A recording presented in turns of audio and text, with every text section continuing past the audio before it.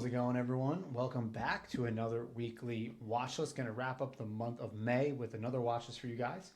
If you do enjoy, please consider dropping a like, commenting, subscribing to the video for the channel. It would mean the absolute world to me. But without further ado, let's hop right into it. So kicking things off with SPY here. I'm on the 4-hour time frame, just so you can see these really clear levels, some big areas. Previous day high, previous day low. For continuations, I'm looking for a break and retest over the previous day high. For downside, I will watch under the previous day low in the 754 high down to this next major pivot high has been turned into lows. Like, this is what you want to see. Highs, gapped above, held, broke below, but swept and reclaimed it and ripped. Beautiful. So maybe we get a retest of this area. Actually, we get rid of this. Do not show. Retest this area for longs. Again, if we break below this, it looks like the next target's going to be down at 744. So very clear, simple zones. If we zoom in a little bit, it's even easier to see.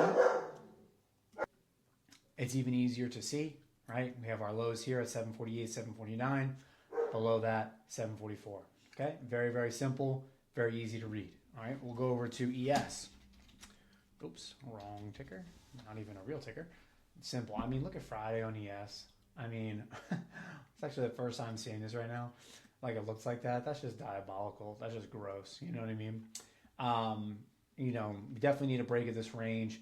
As far as downside goes, my next low underneath the previous day low, my next major low. Oh, got to get rid of this too. Goodness, didn't update that. Let's see. There we go. Is 75.25.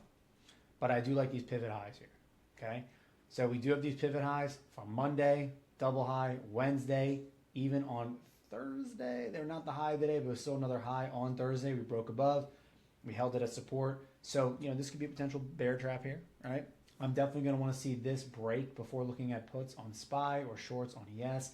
There's a tiny, tiny bit of room here between the PDL and this area, but I'd much rather see price get below 75.65 before looking at puts down to 75.25 and even 75.40, which was a former high. Where is that? There we go. This former high at 75.40. All right. Let's go over to, we'll just do NQ first. Stick with the futures. So let's go to NQ, look at the 4-hour first. Not as clear as ES. Former highs turned into low, turned into lows. So that's all the way down to 29,782.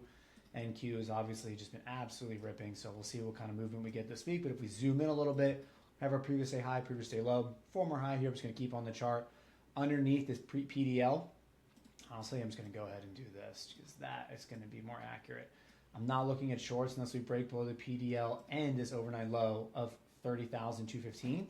This could be potential bounce area as well. Below that, my next, again, potential support would be these pivot highs here.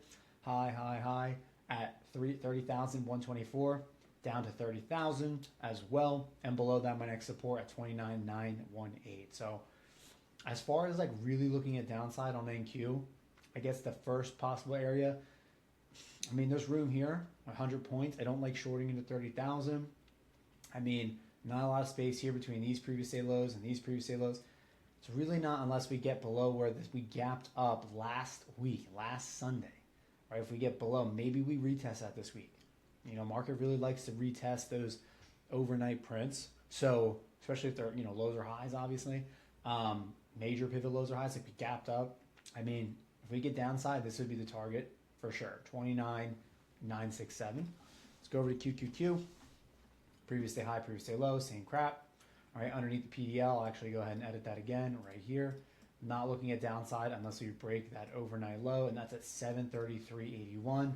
And then below that, again, guys, it's just this pivot here. Like, let me go to the 15-minute. Like, I just like the area to potentially hold as a pullback long. Definitely still pullback long. Market, you can see highs, held it here, 732 to 731. Below that, I think there's more room for downside down to 726. And then below the gap fill, which is that overnight low on NQ as well, at 722. Let's go over to Apple. Man, Apple, friggin', so many just traps this past week over the highs. Like, we had all-time high, we failed it.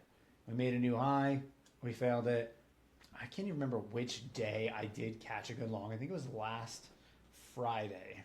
Was it last Friday? Man, I can't even remember. Maybe it was here, like right off the open, like 15 minutes after the open. But it happened again here Friday. We made it, broke the all-time high, we retested it, and then it failed. It was super, super annoying. My long position first entry was here at the 13 EMA and VWAP. We had the PDH, I believe was, oh no, this was my first entry here, 13 in VWAP. Got ads all along here, right? Where was it? Right, got at, why is my level, there we go. PDH was somewhere around here, got ads in here, ultimately stopped out. When we reclaimed the 13, we had strength off the PDH again, entered again, was able to get first trim off up in here, and then added with strength once we saw this candle close over the 13, and then of course failed. Just crappy momentum. So that is not strong for my trust in Apple this coming week. Trying to stay as objective as possible though.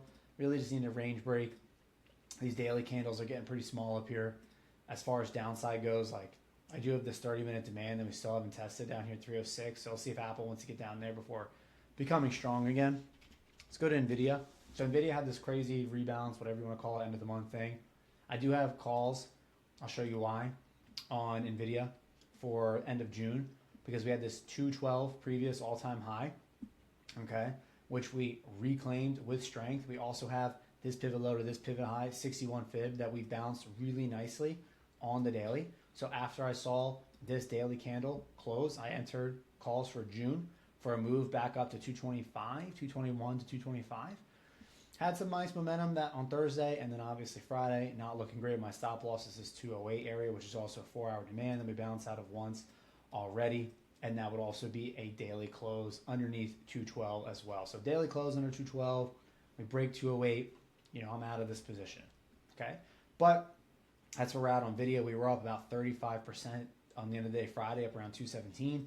So yeah, I imagine about 221 to 225, that would surely hit 80, 100, 120%, something like that, okay? Oh, that didn't even go over the levels and such. I mean, previous day high, previous day low, 218, we really need to get over. Support, rejection, rejected again. So got to get over 218. Over that, I see 221, 227. Obviously, there could be some rejections in here as well. Underneath the PDL, we have 208.78, and then below that, 206.49 for support. AMD, I can't day trade. The other contracts are just too insane. I'm sure there's a lot of people that can relate to that. So as far as levels go, break and retested for PDH at 527. As far as downside goes, I mean, it just seems really risky on anything, on any of these levels here, like underneath PDL down to 493. There's definitely room. I just don't love the idea of playing puts on a stock that has been so strong. So I'd rather just play the upside, look for demand, things like that. Let's go over to Google and Amazon. Google finally breaking down a little bit. We do have this gap that I've been watching. So if we break below, right, I think maybe we retest this area. If we hold it, great. We move back up to all-time high. We have a little bear flag here. If we break below this, I'm looking for the gap fill for leaps. Okay, 12 months, even 18-month options, maybe 6 to go with it.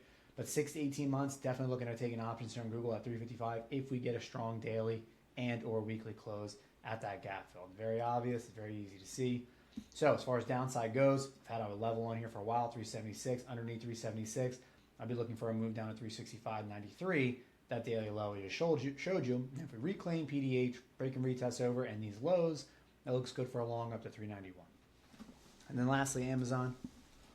Sitting in this range, really just need a range break.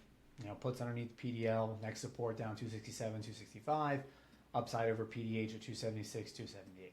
Very, very simple. So that's going to wrap it up. Thank you guys so much for watching. Hope you did enjoy. I'm wishing you all a great and blessed month in June, inside and outside of the market. If you did enjoy the content, please consider dropping a like, commenting, subscribing to the channel. It means the absolute world to me, and I'll see you all in the next watch list. Peace.